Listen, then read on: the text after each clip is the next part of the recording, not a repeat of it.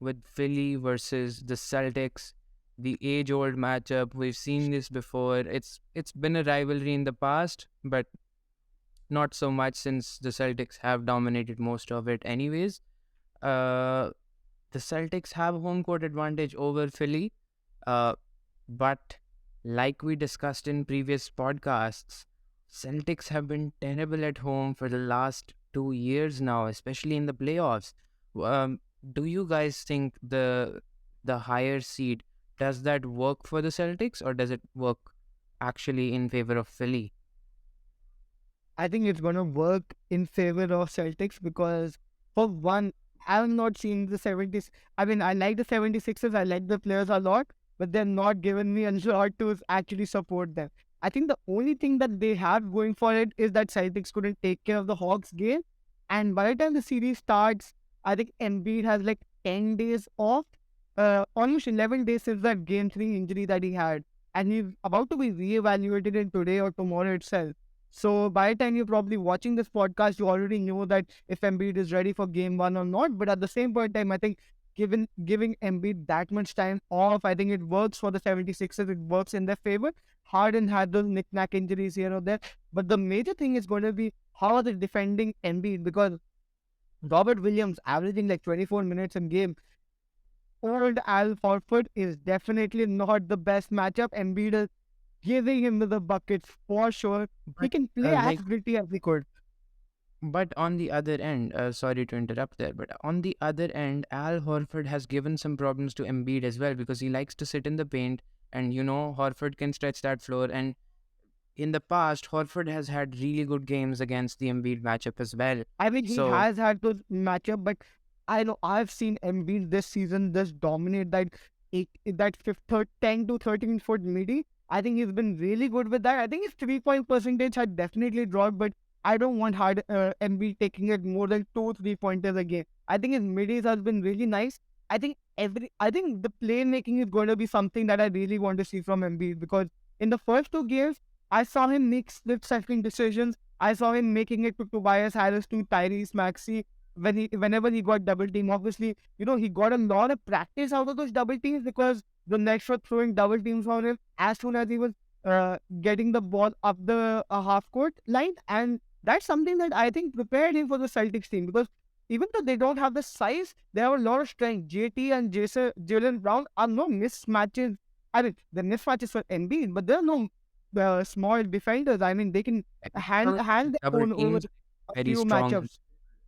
Yeah, they can hang their head over a few matchups. And I think that's Like, going to be the major I thing. think a very good series to compare this to would probably be the Celtics versus the Nets. With Durant in that series, For how sure. Durant, how bad of a matchup he was, and he is currently even for And, any team. and the best part about that was you saw Nicholas Claxton get like 15 free throws at some point of time. Then he was like 40% from the free throw line. Embiid is not missing 40% of his free throws. He's a 85% from the free throw line career shooter. So Embiid is getting to the bucket, getting to that free throw line. We're not seeing Harden get to the free throw line. That's something that's concerning. But Tyrese Maxey, man, 43% from three for the regular season, 44 from the postseason. Tobias Harrison's shown some improvement. I mean, last game 4, he was dominating them in whatever shot he wanted was falling. So, I mean, if you get a Tyrese Maxey performance, if you have Tobias Harris do like 80% of what he did through the next series, if you have like a 8 assist, 20-point game from Harden, that's all you need, and you want Embiid to go ahead with whatever he's giving you, possibly a 25, 11, and 6 game. I mean, it will depend a lot on Embiid's status. I mean, if Embiid is coming back, because if although Boston has not been good in the previous series, but I think so Boston are the team and have dominated throughout the season. But if they can get the first 2 or 3 matches without Embiid, or we'll have to see how many games Embiid misses. If they can get 2 without Embiid, I think so that would be a very good moral victory for the team. I mean, Tobias Harris has been playing well in round one. I mean, he's scoring 22 points a game, and with over 57% in the from the 3 point range, and over 56 from the field goal percentage as well. But historically, he's not been a lot good in the semifinals when his round one stats are much better. So I think so. Tyrese Maxis and Harden will have a lot of things to backing up on them. They would need Harden to go off and Maxis to give them a good support play if they have anything to do with this. But I think so. The J brothers will be the Jason Tatum and Jalen Brown will be a good pain in the ass of the 76ers team going forward. To your point, I think I agree.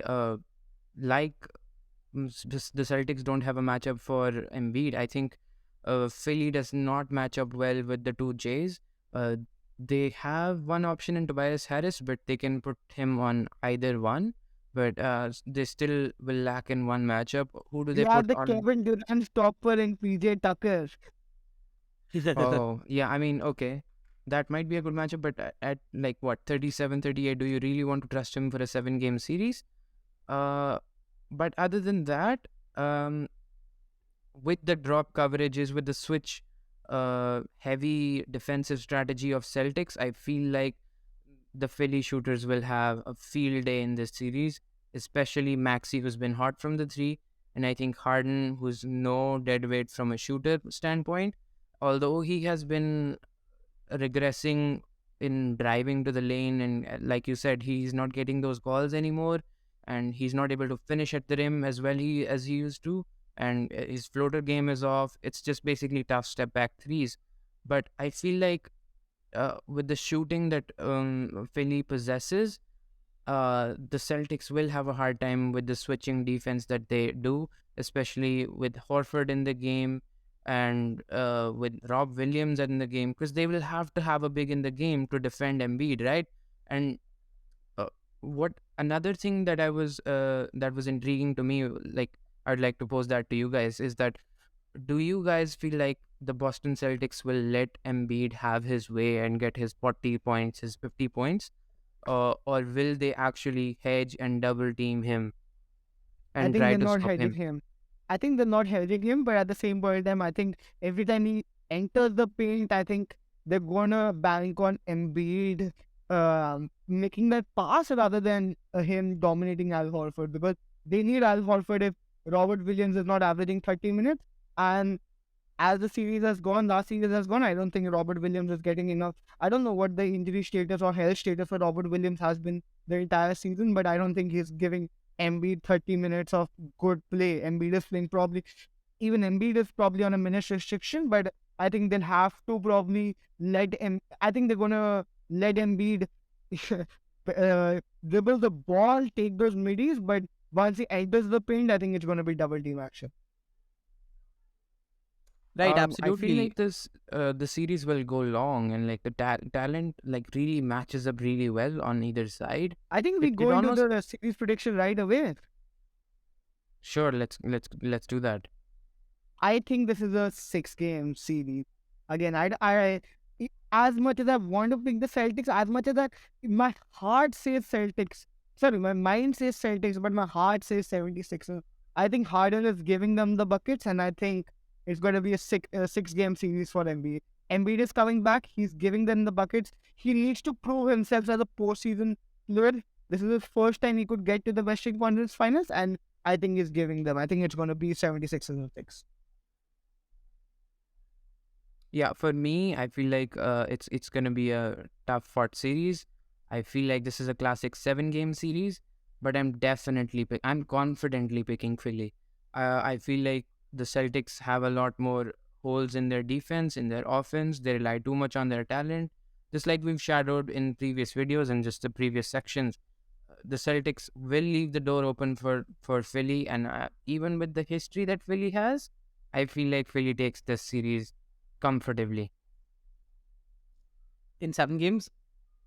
Oh, for sure. Like, I don't really trust the 76ers to be like super dominant and close them out, especially with Embiid being hurt and with his minutes restrictions. But I feel like it'll still be a confident victory for them.